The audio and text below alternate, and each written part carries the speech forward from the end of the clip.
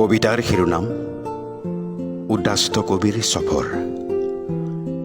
কবি নৱজিৎ দাস। এদিন এটা ইগল আহি মোৰ ঘৰৰ মুঠচত পৰিল। বুকুৰ ভিতৰতে থকা সৰু এটি পঁজাঘৰ, স্থাবৰ বুলিবলৈ একমাত্ৰ সহ্য, সংহতি আৰু প্ৰেমৰ স্বপ্নৰ। মই থৰ লাগি চালো, তাক দেখি আৰু খেদিব নোৱাৰিলো। বিশ্বাস আৰু বন্ধুত্ব আমাৰ আজন্ম সংস্কাৰ। তাৰ নখৰ আঁচোৰত ফালি চিৰাচিৰ হ'ল মুঠচৰ চালি।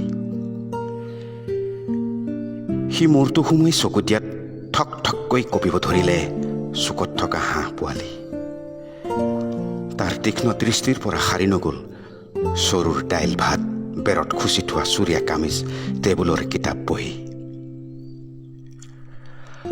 সাত সাগৰ 13 নদীৰ সিপাৰৰ সি হেনো এটা ক্ষুধাৰ্ত ইগল। সি দিয়া প্ৰস্তাৱ মৰ্মেই তাৰ ৰুক্ষ পাখিৰ ছাত বহি মই কেইবাটাও সন্ধিত স্বাক্ষৰ কৰিলো, যিটো কৰা উচিত নাছিল।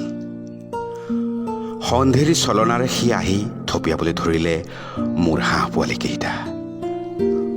মই বচাব নোৱাৰিলো, বৰঞ্চ সি মোলৈও চোচা ল'লে। এফালৰ পৰা বখলিয়াব ধৰিলে মোৰ দেহৰ মাংস, তেজ, অস্থি, চৰ্ম। এতিয়া আৰু একোৱেই নাই মোৰ বুলি। কোনোমতে মগজুটোক টোপোলা বান্ধি সন্তৰ্পণে খোজ দিলো দুৱাৰ খুলি। আজি মই এজন কঙাল, ক্লান্ত, উদাস্ত কবি। সূৰ্যোদয়ৰ পৰা সূৰ্যাস্তলৈ, সূৰ্যাস্তয়ৰ পৰা সূৰ্যোদয়লৈ, কেতিয়াবা সাগৰ তীৰত, কেতিয়াবা ঘন জংঘলত, গলিৰ পিছত গলি, চহৰৰ পিছত চহৰ, দেশৰ পিছত দেশ এৰি সকলোতে দেখিছো একেই ছবি।